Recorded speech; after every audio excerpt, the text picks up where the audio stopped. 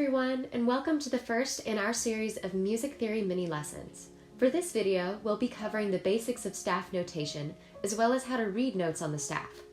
If you haven't already, I encourage you to visit the link in the description of this video to view and print out our accompanying activity packet. Now let's get started. Before we really dig in, let's go over some basic ideas and terms.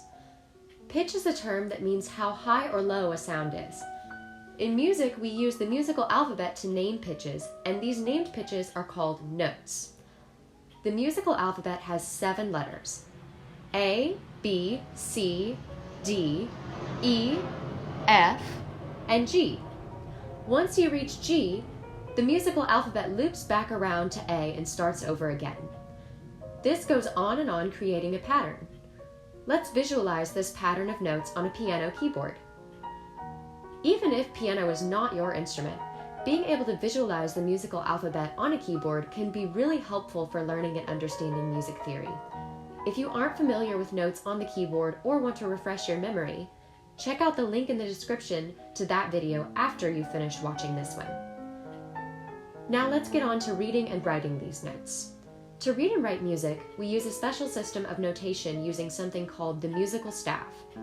The musical staff has 5 lines and 4 spaces. It works kind of like a ladder. The higher a note is on the staff, the higher the pitch. The lower a note is on the staff, the lower the pitch. In music, there are symbols called clefs which tell you what range of pitches the staff is showing you. There are many different clefs in music, but the 2 most commonly used are the treble clef and the bass clef. A treble clef staff displays higher pitches, everything above middle C. A bass clef staff displays lower pitches, everything below middle C. For just a few certain instruments such as the piano, however, the range of pitches is too big for just one staff. In this case, we connect the treble and bass staffs together with a bar line and a bracket. This new staff, known as the grand staff because it's so big, can now display the full range of notes of the piano keyboard. When learning music theory, we will be reading notes on the grand staff. Notes written on the staff can either be line notes, which have a line through the center of the note head, or space notes, which are on the spaces between these lines. If you go through the musical alphabet one note at a time, you can see that the pattern goes line, space, line, space, line, space, and so on. Now let's get on to learning how to find out what the letter name of a note on the staff actually is. Trying to memorize them all looking at a diagram like this is tedious and difficult. So here's a few tricks to help you learn them more quickly and easily. We'll start with the treble clef, the higher clef used to show notes above middle C. To make our lives easier, we use something called acronyms as shortcuts. An acronym is a word or series of letters where each letter stands for a word in a phrase. You probably already know plenty of acronyms. You may just not have known that that's what they were called. The note names for the lines of the treble clef staff are E, G, B, D, and F. We use the phrase, "every good boy does fine," to remember this. The names for the spaces of the treble clef staff are F, A, C, and E. This one is especially easy to remember because it already spells a word, face. When using these acronyms to name a note, be sure you start from the bottom line or space going up. Never start from the top coming down, or you'll end up with the wrong answer. Okay, time to do the same thing for the bass clef staff. The lines are G, B, D, F, and A. We use the phrase, "good burritos don't fall apart," to remember this acronym. Last comes the spaces of the bass clef staff, which are A, C, E, and G. We'll use the phrase, "all cows eat grass." Now that we've identified all our different acronyms, we can go a little further.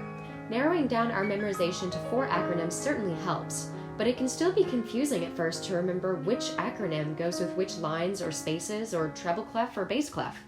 Here are a few tricks that I use to keep it straight. First of all, you can remember that the 2 phrases used in the bass clef have something to do with food or with eating. Good burritos don't fall apart, and all cows eat grass.